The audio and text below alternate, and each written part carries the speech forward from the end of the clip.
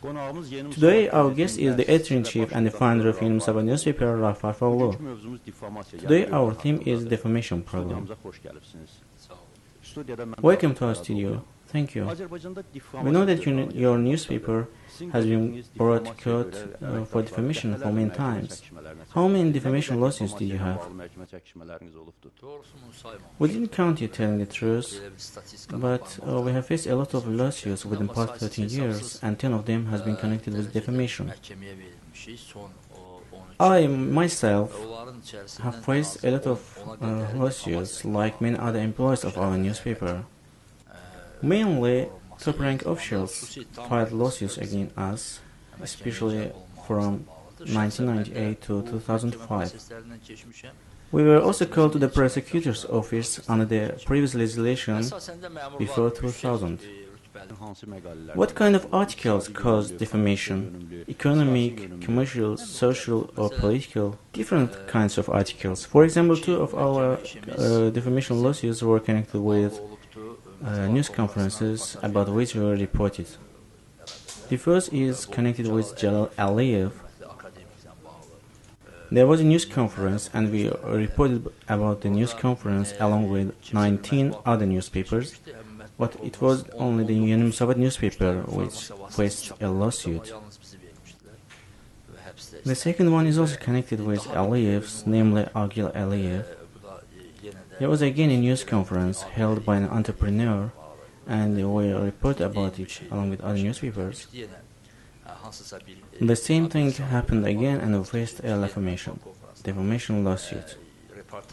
Mainly lawsuits are connected with officials and political criticism, because we are a social political newspaper.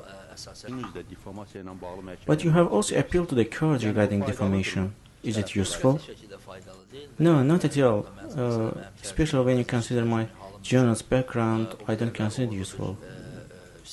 I knew it and did it intentionally because I wanted to inform the media that it was an extreme situation for me, regarding me. One is a racketeering newspaper. There's a person named Karamaz who insulted me in the newspaper. Not only me, but my family members with open insults. There are two choices here. Either you must settle it personally, or you appeal to court and inform the community that this is the extreme situation. Another one is regarding with the Hural newspaper. There were again open insults in the newspaper against me. But with the participation of the media community, we settled this problem. The problem was critical, but could be settled. But principally, I'm against misuse of freedom, news freedom, speech freedom by forces called racketeering newspapers.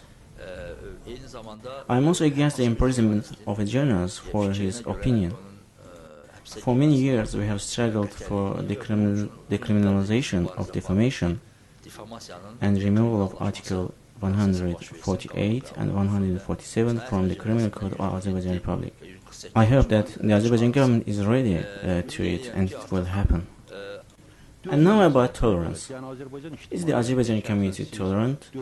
And will you be tolerant if you are again insulted in the newspaper? You are appealing now to the court. But there is also a so-called press council, which must deal with these problems and settle these problems. What can you say about the activity of this council? We have founded the press council to make it a bridge between media and the community. The press council tried to fulfill this function for a while, but later it failed, and then it lost its reputation to settle the problems. If the press council could preserve its reputation, it would not appeal to the court then, because there would not be causes for lawsuits. As to my tolerance, a little monitoring can show it within a couple of hours, but I also mean the community's tolerance. No political leader in Azerbaijan has been criticized more than me. It seems it's connected with being leader of the press. I'm not only widely criticized, but I'm also insulted. But I kept tolerance, and I once or twice appealed to the court. As for community tolerance, our community is intolerant against press speech in the whole, especially political camps. The government has been a little accustomed to our criticism.